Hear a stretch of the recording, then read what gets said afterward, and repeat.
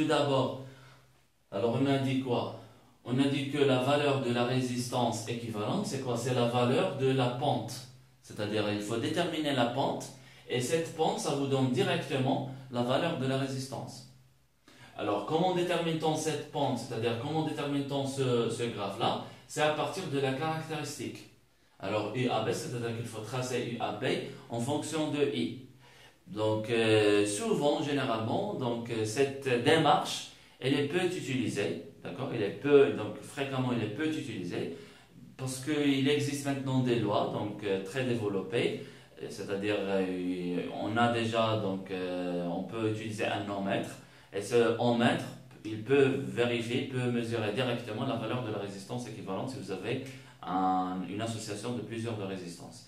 Alors, c'est-à-dire, on a dit que cette démarche, donc ça c'est le principe, d'accord, si vous voulez, ça c'est le principe, mais maintenant il existe des lois, et ces lois montrent et déterminent, vérifient, donc déterminent de toute façon la valeur de la résistance équivalente. Alors, ces lois, on va les voir à partir d'un montage en série, et on va voir à partir d'un montage en parallèle. On va faire un exemple tout d'abord. Alors, de 1, une expérience, pas un exemple, une expérience. Alors, cette expérience consiste à quoi? Alors, on va prendre deux dipôles, D1 et D2. D'accord? Alors, D1 et D2, donc D1 c'est un dipôle de résistance R1 et D2 c'est un dipôle de résistance R2, donc qui circule pour les deux, donc un courant, par exemple, un courant d'intensité I. Donc, on va détailler un petit peu. Donc, on a dit D1 est un dipôle de résistance R1, par exemple, est égal à 3 ohms. D'accord? Donc, l'unité de la résistance, c'est ohm, très important. Et D2, c'est quoi D2? C'est un dipôle de résistance R2 est égal à 3, bon, pas 3, on va prendre par exemple 9 ohms. D'accord? Alors, c'est une association. Alors, dans l'expérience, vous avez ici B par exemple. Alors, expérimentalement, la valeur de la résistance, ça nous donne quoi? Donc, R, je vais la noter RE, est égal à quoi? Donc, expérimentalement, on a dit que c'est delta U sur delta I, c'est-à-dire qu'il faut tracer la caractéristique. Donc, U à B en fonction de I, on trouve une droite qui passe par l'origine. Alors, la valeur de la pente, elle est donnée par delta U sur delta I. Et ce delta U sur delta I, ça constitue la valeur de la résistance. Alors, on constate expérimentalement, on constate que donc RE est égal à quoi? Est égal à R1 plus R2. C'est-à-dire la valeur trouvée à partir du calcul de la pente est égal à quoi? Est égal à R1 plus R2. Ça veut dire que la valeur de la... Donc, c'est-à-dire on trouve une valeur pour RE, et R1 pour R2 est égal à une valeur, donc ces deux valeurs sont égales. D'accord? Donc, ça veut dire quoi? Donc, là, on peut tirer une loi. D'accord? Une loi. C'est que, donc, qu'est-ce que c'est que cette loi? Donc, cette loi dit que l'association en série de deux dipôles est égale, donc la résistance équivalente de deux dipôles de résistance R1, R2 en série est égale à la somme de ces deux résistances. D'accord? Donc la résistance équivalente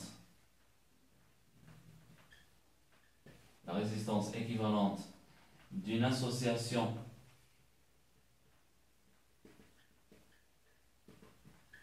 en série, si vous voulez, de deux dipôles D1 de résistance R1 et D2 de résistance R2 et la somme de ces deux résistances. Ça veut dire R1 plus R2 de ces deux résistances. Alors, généralisation. Ça veut dire quoi généralisation? C'est-à-dire si vous avez pas que 2, c'est-à-dire vous avez 3, 4, et ainsi de suite. Donc qu'est-ce qu'on va faire? On va faire la somme. D'accord? C'est-à-dire RE, généralisation. Si N dipôles de résistance, si N dipôles de résistance, par exemple R, branchés ou bien sont branchés en série, d'accord? La valeur de la résistance équivalente est donnée par quoi?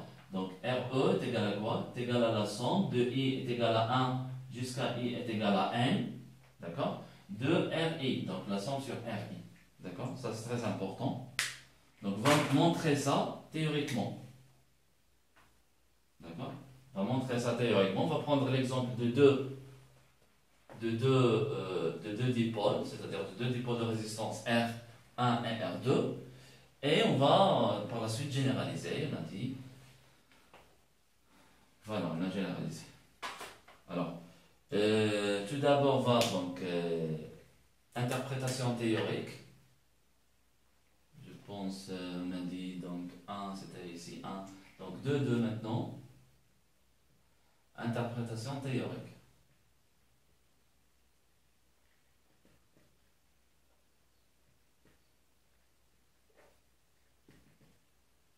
Interprétation théorique. Alors, si vous avez, donc on considère le montage donc, suivant, on a dit toujours, de résistance. Vous avez deux dipôles D1 et D2. Ça, ce sont en série entre les branches, par exemple A et B.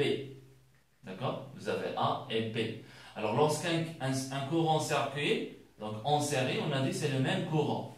Donc, ce montage, il est équivalent à un autre montage, c'est-à-dire ça, c'est équivalent à un autre montage, de telle sorte qu'on a une seule résistance. Donc ça c'est D entre toujours A et B, le même courant qui circule, et vous avez ici la tension UAB. D'accord? Ici la même chose, vous avez la tension en UAB. D'accord? UAB.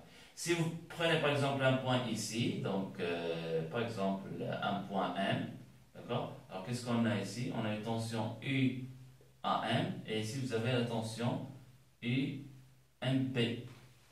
D'accord? Alors on peut constater que cette tension UAB est égale à cette tension UAB. Alors ça veut dire quoi théoriquement? Donc lorsqu'on a un montage en série, interprétation théorique toujours en série, donc montage en série ça veut dire quoi? En série ça veut dire même intensité. D'accord? Même intensité, c'est-à-dire le même courant. Alors, dans le premier cas, c'est-à-dire ici, vous avez UAB est égal à quoi? Est égal à la somme des deux tensions, parce que la loi d'additivité des tensions, on a vérifié la dernière fois. Donc UAB est égal à quoi? Est égal à UAN plus UMP. D'accord?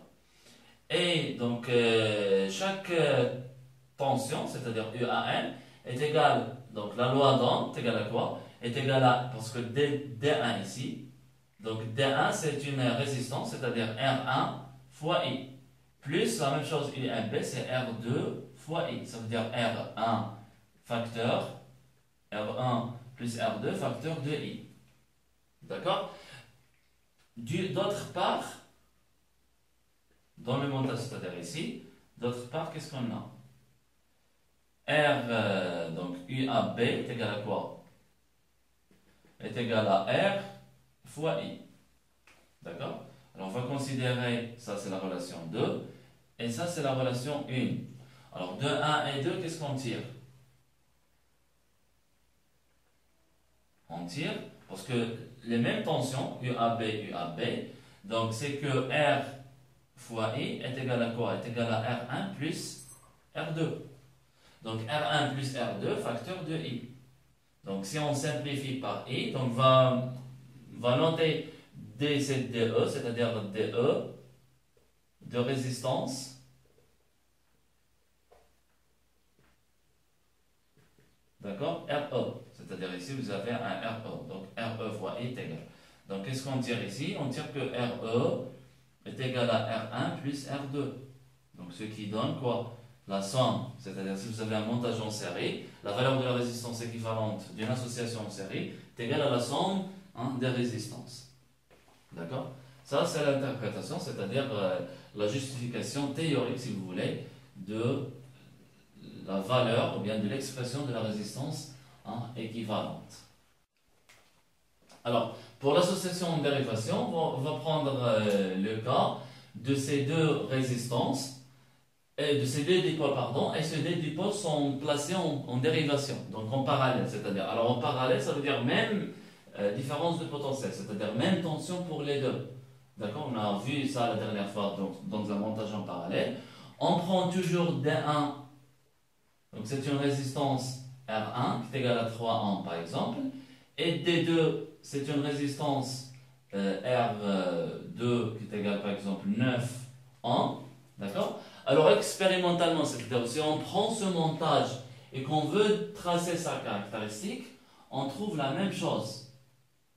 Donc ici UAB, en fonction de I, on trouve que c'est une droite qui passe par l'origine et que la valeur de la résistance équivalente, par exemple DE, la valeur de la résistance équivalente, ça donne RE qui est égal à, on a dit, delta UAB sur delta I, qui est égal à 2,25 ohms. Donc ça c'est expérimentalement. Alors 2,25 ohms, donc ce n'est pas une loi simple. D'accord? C'est-à-dire il n'y a pas. Donc si on veut déterminer la relation entre R1, R2 et RE, donc ce n'est pas une loi simple. Alors qu'est-ce qu'on va faire? On va déterminer la conductance. D'accord? Alors la conductance du dipôle D1 est la même chose du dipôle D2 et on va voir. D'accord? Alors la conductance, c'est quoi la conductance tout d'abord? C'est l'inverse de la résistance. La conductance G est donnée par, alors G est égal à quoi? Est égal à 1 sur R. D'accord? C'est-à-dire la conductance du dipôle D1, c'est G1, est égal à 1 sur R1, c'est-à-dire 1 sur 3 ohms. Donc l'unité de la conductance, c'est ohm moins 1. Alors 1 sur 3, ça vous donne 0, si on prend deux chiffres significatifs, 0,31, d'accord, ohm moins 1. Alors pour le dipôle D2, on trouve que G2 est égal à 1 sur toujours R2, qui est égal à 1 sur 9 ohms. Ça vous donne 1 sur 9 ohms, ça vous donne 0,11 ohm moins 1. Et de la même manière, pour la résistance équivalente DE, c'est-à-dire la conductance GE est égale à 1 sur RE, qui est égal à 1 sur 2,25 ohms. Donc si vous calculez par la calculatrice 1 sur 2,25, ça vous donne à peu près 0,44 ohms moins 1. Alors qu'est-ce qu'on remarque? On remarque que la somme de G1 plus G2 est égale à GE. D'accord? On remarque, on constate que GE est égal à quoi? Est égal à G1 plus G2. D'accord? Ça veut dire que 0,11 plus 0,33, ça vous donne à peu près 0, d'accord? Ça vous donne 0, à peu près 44. Donc le résultat donné.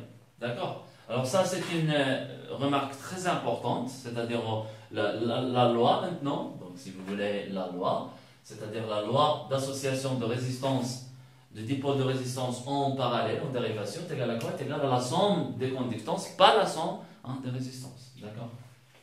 Donc loi de je pense, voilà, loi. Alors là, la résistance équivalente d'un montage qui comporte une association, d'accord, d'un montage qui comporte une association de résistance en dérivation, d'accord, d'un montage qui comporte une association à résistance équivalente, est tel que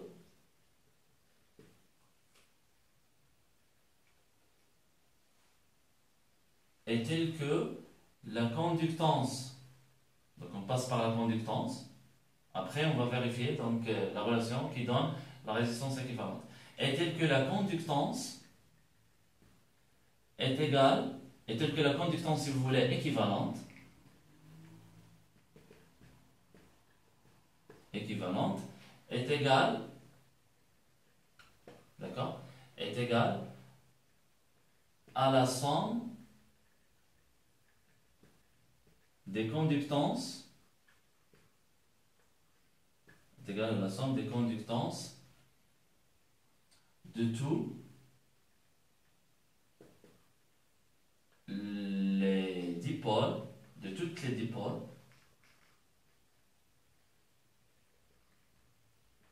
d'accord, de toutes les dipôles qui sont associés. D'accord? Qui sont associés, c'est-à-dire de façon bien en dérivation. D'accord? Alors, généralisation,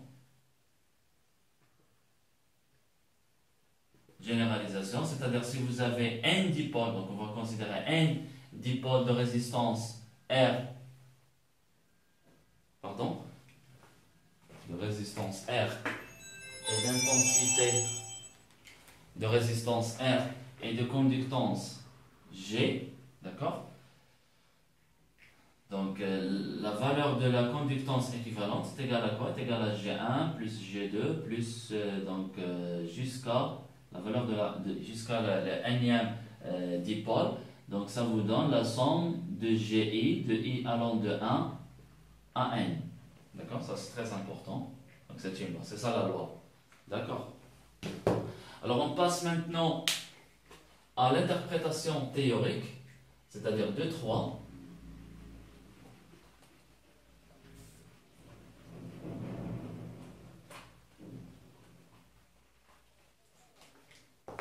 Interprétation théorique, alors 2-3.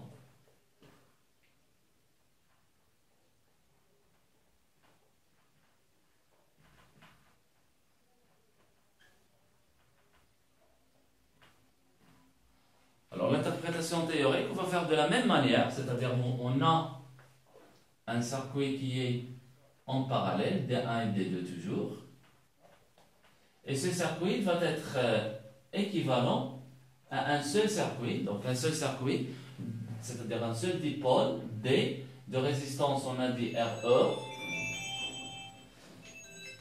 le dipôle RE. Vous avez ici, donc voilà, B, ici vous avez A, la même chose ici B, vous avez A, le courant I1, on a dit le courant I2, D1 et D2, et vous avez la même DDP, c'est-à-dire la même différence de potentiel, et ici UAP. D'accord? Bien, alors, interprétation théorique, qu'est-ce qu'on va faire? Toujours il faut se rappeler que en dérivation, c'est-à-dire en parallèle, en dérivation, ça veut dire quoi? Ça signifie même différence de potentiel, c'est-à-dire même tension. Les tensions parallèles sont égales. Donc ça, c'est une loi, on l'a démontré la dernière fois. Alors, d'une part,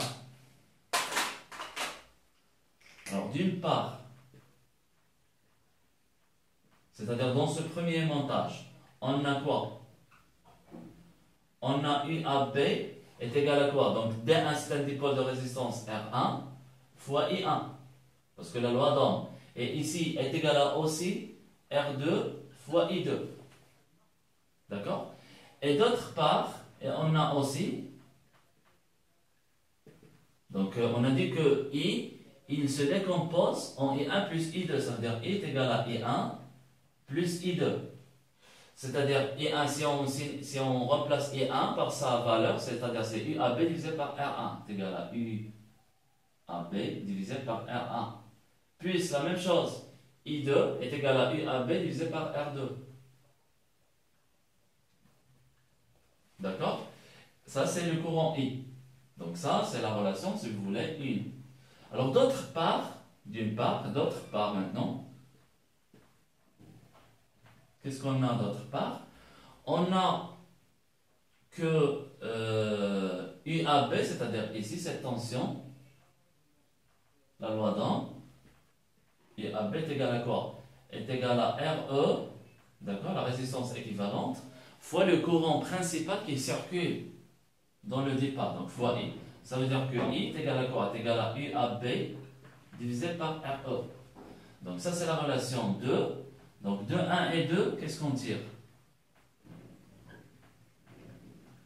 On tire que, donc I, c'est-à-dire on va remplacer I par sa valeur, donc UAB divisé par RE est égal à UAB divisé par R1 plus UAB divisé par R2. Ça veut dire quoi? Ça veut dire que 1 sur RE est égal à 1 sur R1 plus 1 sur R2.